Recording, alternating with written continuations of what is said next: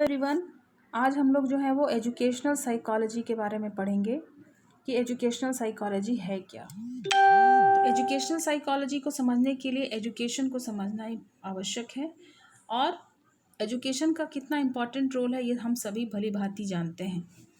तो एजुकेशन क्या है इसको सबसे पहले हम लोग समझेंगे। What is education?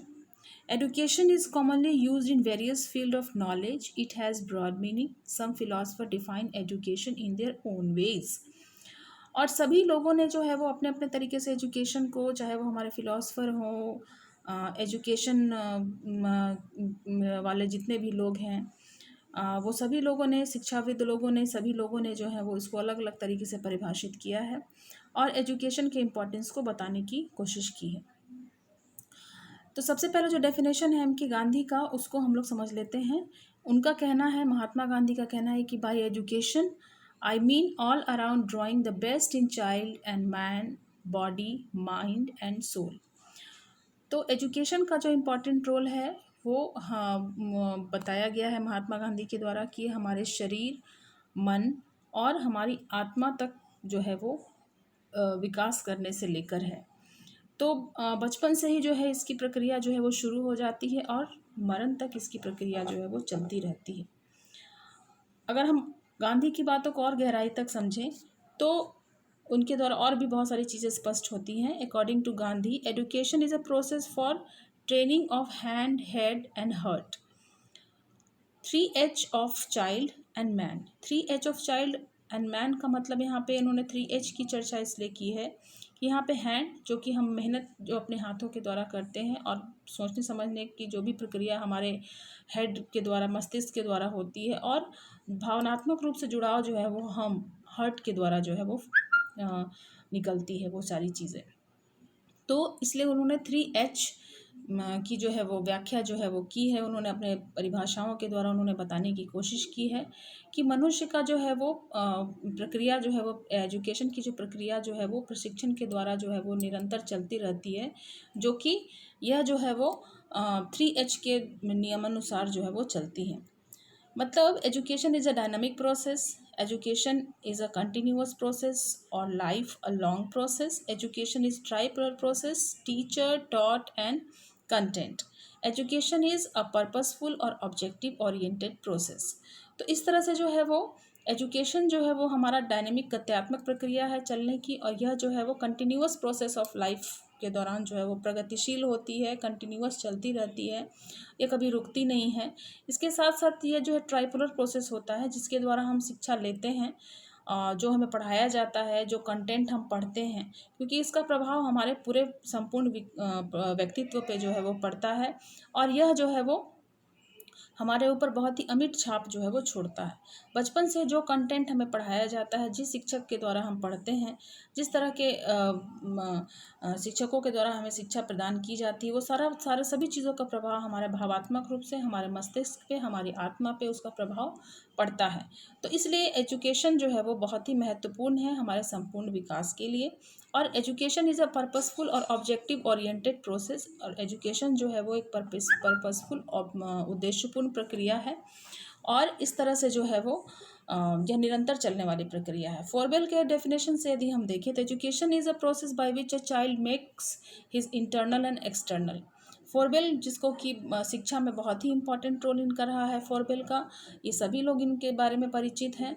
तो एजुकेशन जो ऐसी प्रक्रिया होती है जो चाइल्ड के, जो बच्चों के इंटरनल और एक्सटर्नल पर्सनालिटी का विकास जो है वो करती है, यह भी निरंतर चलने वाली जो है वो प्रक्रिया है। We can understand education with the following points. इस तरह से जो है वो इन सारे डेफिनेशंस को यदि हम देखें तो हम जो है वो इसे निम्नलिखित बिंदुओं में स्पष्ट रूप से समझ सकते हैं कि एजुकेशन जो as a process of development, education is as an instrument of social change and social control, education as a creature and creator of society, education is an art as well as science, education is a positive science. So education के बारे में जो है वो overall जो definitions जो के सारे चीज़ों को देखने के बाद हम ये समझ पाते हैं कि एजुकेशन जो है वो एक निरंतर चलने वाली प्रक्रिया है। इसके द्वारा जो है वो सामाजिक परिवर्तन और सामाजिक नियंत्रण की प्रक्रिया जो है वो एक माध्यम है, एक इंस्ट्रूमेंट है। एजुकेशन जो है वो सामाजिक परिवर्तन को कंट्रोल करने का और सामाजिक परिवर्तन को एक्सेप्ट करने का भी, और यह जो है वो समाज में बहुत सारे बदलाव को निभाने में बहुत ही महत्वपूर्ण भूमिका अदा करती है। हम अपने में भी बहुत सारी चीज़ों को जो है वो बदलाव करते हैं, तो उसको एक्सेप्ट करने की क्षमता जो हम एजुकेशन के द्वारा ही प्राप्त कर पाते हैं। अब हम लोग आते हैं what is educational psychology. Educational psychology क्या है? यदि हम इसको गहराई में देखें तो ये दो वर्ड से बना है। The term educational psychology consist of two words, education and psychology. So psychology deal with behaviour of man and animals. Educational psychology is the result of interdisciplinary approach to education. तो educational psychology जो है वो दो word से बना है, जो कि साइकोलॉजी जो है वो बिहेवियर देखता है, बिहेवियर रीड करता है मनुष्यों का और एनिमल्स का भी। और एजुकेशनल साइकोलॉजी जो है वो एजुकेशन जो है वो हम जो है वो कह सकते हैं कि एजुकेशन एरिया में जो भी क्रियाएँ होती हैं वो एजुकेशनल साइकोलॉजी के अंतर्गत, या उसको हम ऐसे भी कह सकते हैं कि एजुकेशन का जो जो भी चीज़ें जो क्रियान्वित होती हैं वो सभी हम मनोवैज्ञानिक परिप्रेक्ष्य में हम लोग उसको देखते हैं। और इस तरह से बहुत सारे डेफिनेशन जो है एजुकेशन साइकोलॉजी का दिया गया, जैसे स्किनर का है, it is the branch of psychology which deal with the teaching and learning. ये जो है वो साइकोलॉजी का इम्पॉर्टेंट ब्रांच है जो कि टीचिंग एंड लर्निंग से रिलेटेड होता है, जो कि पठन और शिक्षण ये दोनों से जो है वो रिलेटेड होता है, उससे वो डील करता है। According to Skinner, Crow and Crow के अनुसार यदि हम देखें तो education psychology describe and explain the learning experience of an individual from birth through old age. Crow and Crow के अनुसार जो डेफिनेशन दिया गया उसमें यही बातें स्पष्ट की गई हैं कि यह जो है ऐसी प्रक्रिया होती है जो कि मनुष्य के जन्म से लेके बुढ़ापे तक जो है वो लर्निंग प्रक्रिया में व्यक्ति सम्मिलित होता है। डब्ल्यू सी ट्रो के अनुसार यदि हम देखें तो एजुकेशन साइकोलॉजी से study of psychological aspects of educational situation. So, educational psychology is a branch of psychology which deal with the scientific study of human behavior and educational situation. Next, अब हम लोग देखते हैं कैरेक्टरिस्टिक ऑफ एजुकेशनल साइकोलॉजी। तो educational psychology is the application of psychological concept to teaching process. अब हम इसकी विशेषताओं में यदि हम जाएं तो हम देखते हैं कि एजुकेशन साइकोलॉजी जो है एक ऐसा एप्लीकेशन है जो कि टीचिंग प्रोसेस के अंतर्गत आता है। It is an interaction of two discipline, education and psychology, to assist each other और डेवलपमेंटल प्रोसेस। ये जो है वो दो तरह के डिसिप्लिन के अंतर्गत हम लोग इसमें पढ़ते हैं, जानते हैं। टू असिस्ट ईच अदर और डेवलपमेंटल प्रोसेस, किसी को हम असिस्ट करते हैं और डेवलपमेंटल प्रोसेस के अंतर्गत उसको हम लाते हैं। It helps in making teaching learning process more effective. इसके साथ साथ एजुकेशन साइकोलॉजी जो है वो टीचिंग लर्निंग प्रोसेस को और भी प्रभावशाली जो है वो बनाता है। Education psychology help in making teaching process more effective.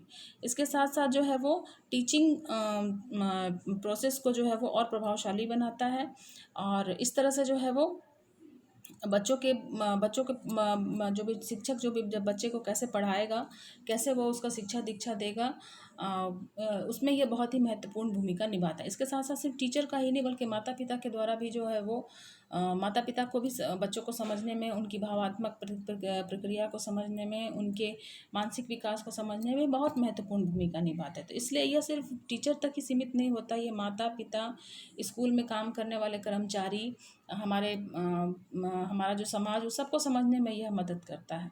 It help in bringing out desirable change in behaviour. इसके साथ साथ जो है वो जो चेंजेस होते हैं बिहेवियर में, उसको समझने में भी जो है वो एजुकेशन साइकोलॉजी काफ़ी महत्वपूर्ण भूमिका निभाता है। इसके साथ साथ इसके अन्य विशेषताएं और भी हैं, जैसे it enables the teacher to understand the need and characteristic of the student of different stages. इसके साथ साथ जो है वो टीचर को समझने में यह बहुत महत्वपूर्ण भूमिका निभाता है कि स्टूडेंट के डिफरेंट स्टेजेस को वो कैसे समझे। मतलब कि जब बच्चा जब एडमिशन लेता है स्कूल में, दाखिला लेता है, तो उसके बाद जो है वो वो विभिन्न तरह के एज के से वो गुजरता है। तो हर स्टेज में बच्चे का जो डेवलपमेंटल पीरियड होता है, उसमें वो शिक्षक जो है बेहतर तरीके से समझ पाता है कि हर एज के लिए क्या रिक्वायरमेंट है, किस तरह का सिलेबस होना चाहिए, किस तरह का टीचर का व्यवहार होना चाहिए, कब सख्त होना है, कब उसके साथ प्यार से बात करना है, प्यार से व्यवहार करना है।